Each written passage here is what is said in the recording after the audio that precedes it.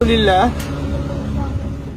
আমি আজকে বিশেষ করে বাংলাদেশের যে দুর্যোগ এলাকা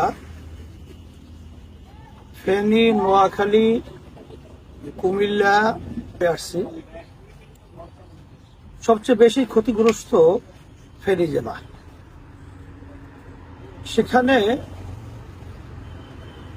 ভিতরে অনেক এখন পর্যন্ত মানুষ পানিবদ্ধ অবস্থায় আছে। আর এত পানি ইতিহাস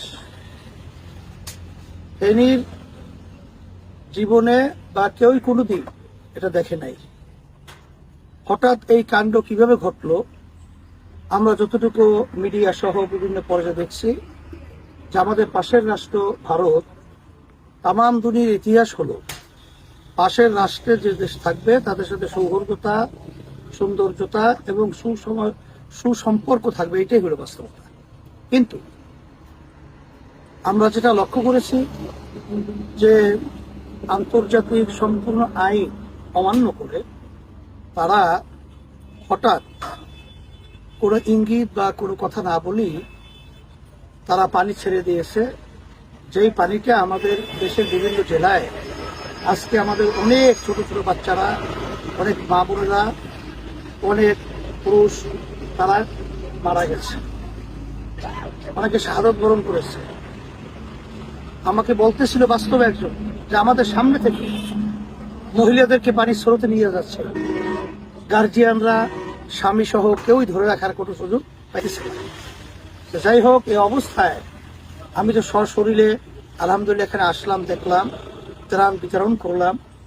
এখানে আমাদের সকলেই আমাদের যার যেভাবে আল্লাহ তৌফিক দান করছেন সেইভাবে সবাই উদ্যোগ নিয়ে আমাদের এই দুর্গত আমার যারা নাকি অসহায় অবস্থায়, যারা নাকি বন্যা কবলিত কঠিন একটা অবস্থায় দিন রাত্রি যাপন করতেছেন, তাদের পাশে দাঁড়ানোর জন্য আমি আহ্বান করতেছি।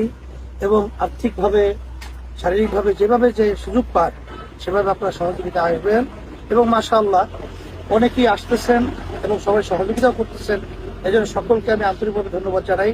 আল্লাহ তাআলা খয়র আপনাদেরকে দুনিয়া বা আখিরাতে দান করুক।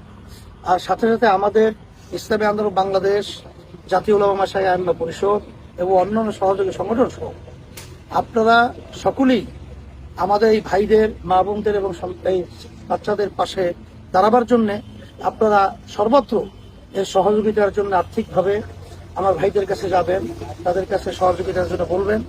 এবং আমরা যেটা আসলে লক্ষ্য করেছি, অনেকে কিন্তু ভিন্ন ভিন্ন আপনার গাড়ি নিয়ে আসার জন্য চেষ্টা করেন, কিন্তু আসলে গাড়ি নিয়ে সেই জায়গা পর্যন্ত পৌঁছাবার মতো পরিবেশ আসলে সেভাবে এখানে নাই। অনেকাংশেই সেটা কিন্তু বিভিন্ন কায়দায় অন্যান্য ভাবে পৌঁছে দেওয়া হয়। তা আমরা সাংগঠনিকভাবে যদি এটা আমরা ব্যবস্থা নেই, আশা করি আল্লাহর রহমতে আমাদের এখানে পর্যাপ্ত দায়িত্বশীলরা এবং মুহিবিনরা কাজ করতেছে। তারা সেখানে স্পিডবোট সহ, বিভিন্ন ট্রলার সহ, বিভিন্ন নৌকা সহ বিভিন্ন ব্যবস্থা তারা রেখেছে। তারা সেখানে পৌঁছে দেওয়ার ব্যবস্থা আলহামদুলিল্লাহ করতেছে। এবং আপনারা সেভাবে যদি করেন তাহলে তাদের জন্য বেশি উপকার হবে। তাই সবাই ভালো থাকেন, আল্লাহর কাছে দোয়া করেন আল্লাহ যেন এই বিপদ থেকে সকলকে উদ্ধার করে এবং সবাইকে যেন আল্লাহ ভালো রাখে। আমরা সবাই সবার জন্য দোয়া করি। আলহামদুলিল্লাহ, সবাই ভালো থাকেন, আল্লাহ কবুল করুন।